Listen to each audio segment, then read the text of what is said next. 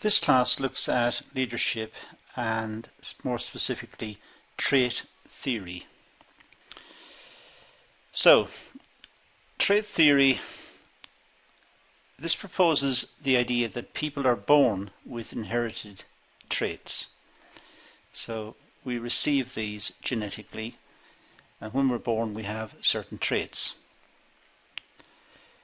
The trait theory of leadership is based on specific characteristics of many leaders. So really what it's trying to do here is to look at many leaders and try to work out what their traits or characteristics were and see if there are some that are more important than others. So try to find out what are the key characteristics of leaders.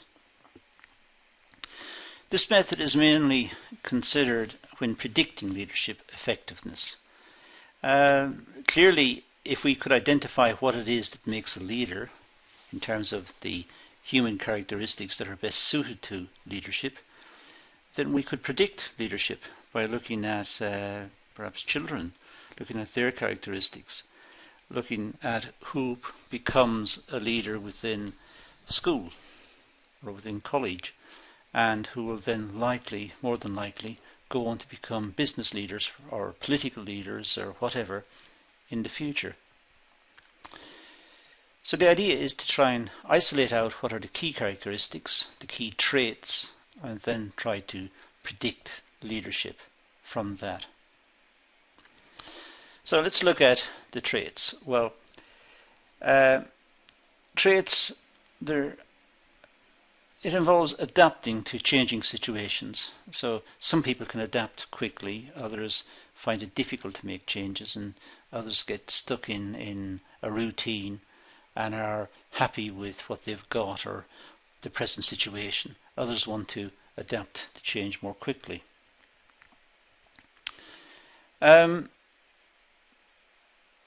Some engage with the social environment and the activities, and that means that leaders are outward looking.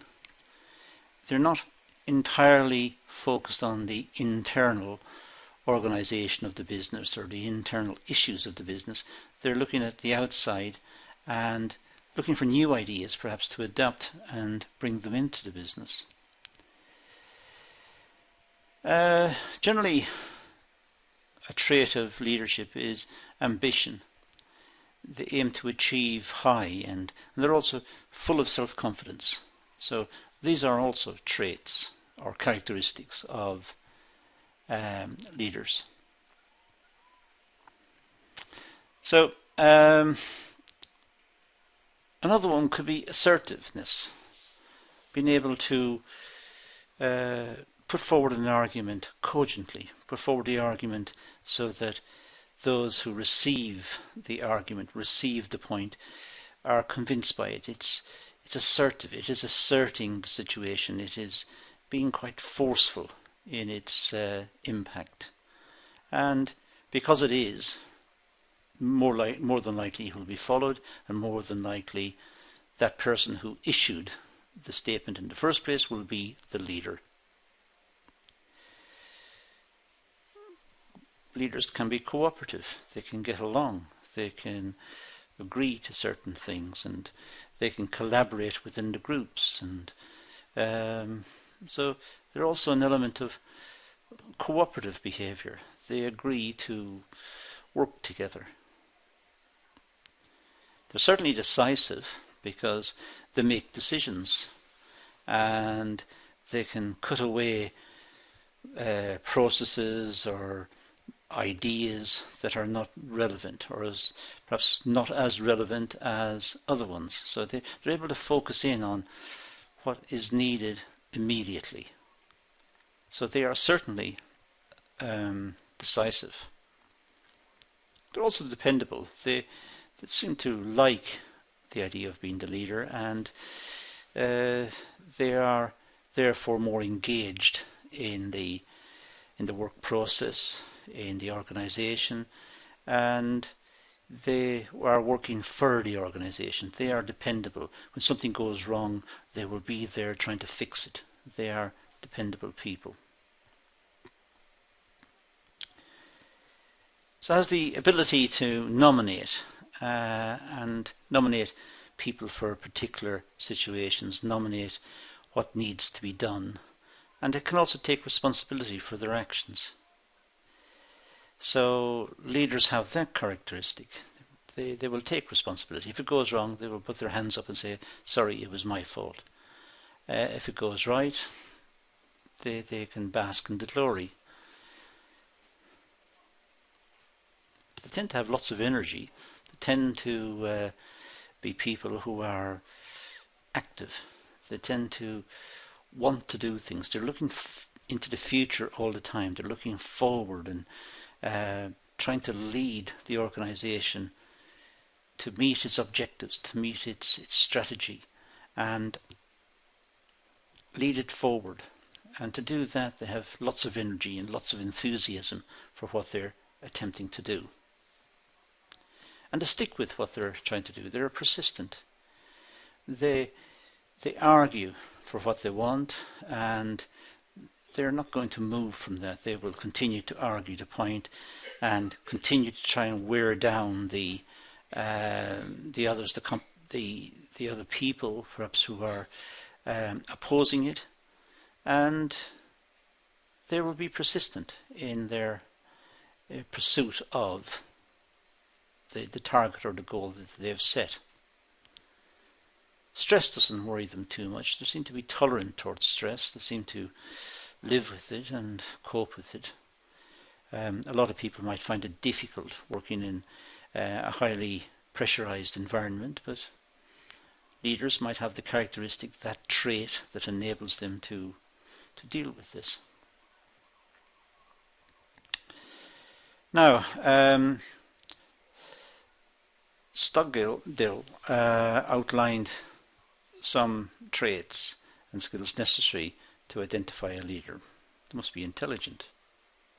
But clearly, if you're going to be the leader, I guess it almost goes without saying that they must have intelligence, because they must inspire confidence in others, and they must know exactly what they're doing and be able to make decisions, and they must have a vision, and all of these are, if you like, also characteristics of intelligence. They're indicative of an intelligent person. They also tend to be creative, and they know what the ideas that the organisation want to fulfill. They know what the strategy is. They know roughly where the business wants to be. But they're creative in bringing about the solution to get the organisation to the final goal, get them onto the path that they want to be on. And they're creative in doing that. They can think in ways that perhaps others can't. They can solve problems in ways that perhaps others would find difficult. And it means that they are adept at thinking like this. They're conceptually skilled. They're conceptually equipped to make the decisions and to inspire people and to follow the goal to the end. So conceptually, they have the ability. It's the intelligence thing again. They're obviously literate and able to communicate fluently in writing and speaking and addressing issues and speaking off the cuff and being able to communicate effectively. And they know what they're talking about. Not just the business, not just the process or the production process or the routine within the department or within the business, within the organisation. They're also knowledgeable in a wider sense. They know what's happening in the environment, the social environment. They know what's happening politically. They know what the pressures from the politicians will be and what's likely to be enacted in law and how it's going to impact on the business. They're knowledgeable. They know what the constraints are. And they're inquisitive. They're always looking for what is out there and new ideas. It goes back to the creative thing, that the second point that I mentioned earlier.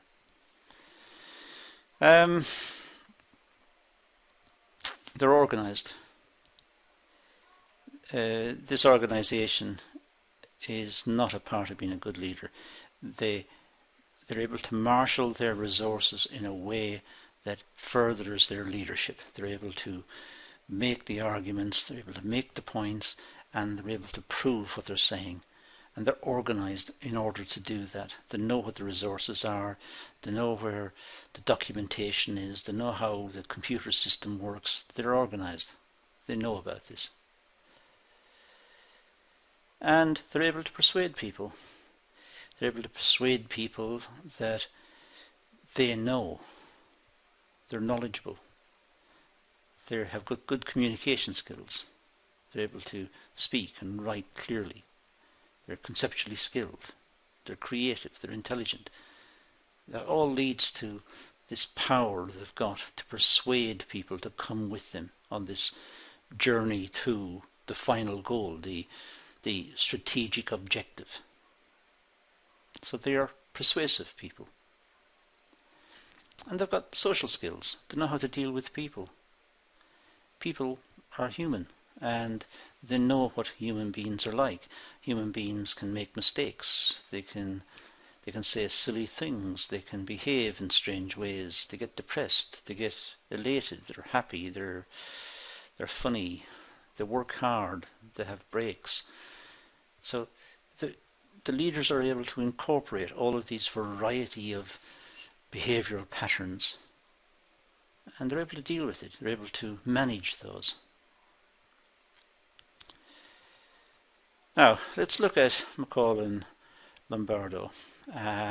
This is quite a famous sort of little typology in the way we look at the leader. They're emotionally stable. They don't have ups and downs.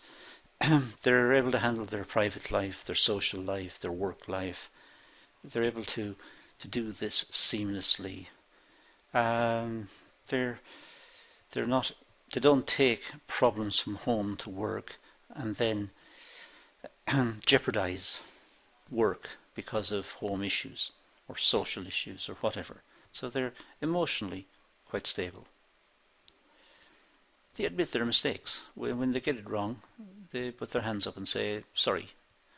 But they learn from this experience, and they incorporate what they've learned into the next routine, the next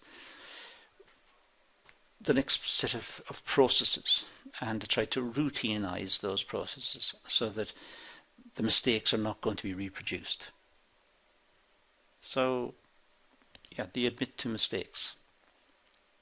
As I said earlier, in the previous few slides, they've got good interpersonal skills. They're able to deal with people effectively. And they have intellectual ability. We've already dealt with that one, but there it is again in a different paper. They're confident intellectually. They know what the business is. They know what the production processes are. They know how the departments work. They know what's efficient and what's not efficient. They know where the business wants to be strategically. And they're able to deal with this, and they're able to communicate. They have the intellectual capacity to handle this. Now, the strengths of trait theory. Well, it can be tested. It is possible to say, well, here's a set of characteristics that the business must have. The leader must have in order to make the business successful. So here's a set of characteristics. If that was universally agreed, then we could test all business leaders against that list of characteristics. So it can be tested. It could be accepted or rejected in specific cases. That's if such a list existed. It's very simple to understand. We often have this idea that we are made from what we call nature and nurture. Nature is what we received. We received from our parents. It's the genetics we received from our grandparents or our I think predominantly people believe it's from our grandparents. So it's those characteristics we've got. But we also, of course, are nurtured through life, through school, through our experiences, and we're made from those as well. So if the nature bit, the nature aspect of our personalities predominate, if that is the most important part, then presumably you could list the characteristics of a leader and say these characteristics apply in all cases of good leadership. So it's tested. And it's simple for us to understand that. The weaknesses of the theory, well, the list of traits is very long. I just gave you a couple of slides worth of characteristics, intelligence and so on. But some people have listed out long lists of traits and said, look, there's 100 traits. Well, to test people against 100 traits is very, very difficult, if possible. So identifying the traits is not that easy. Presumably what we would have to do is to prioritize or rank the traits and say these ones are the most important and these ones are least important of this long list. But difficult. And physical traits are not that necessarily that important in the business world. In the business world, we're more perhaps inclined to value skills, engineering skills, accountancy skills, HR skills, marketing skills. Physical characteristics are not necessarily that important. Implications of the trait theory. Well, it provides an insight into our understanding of leadership.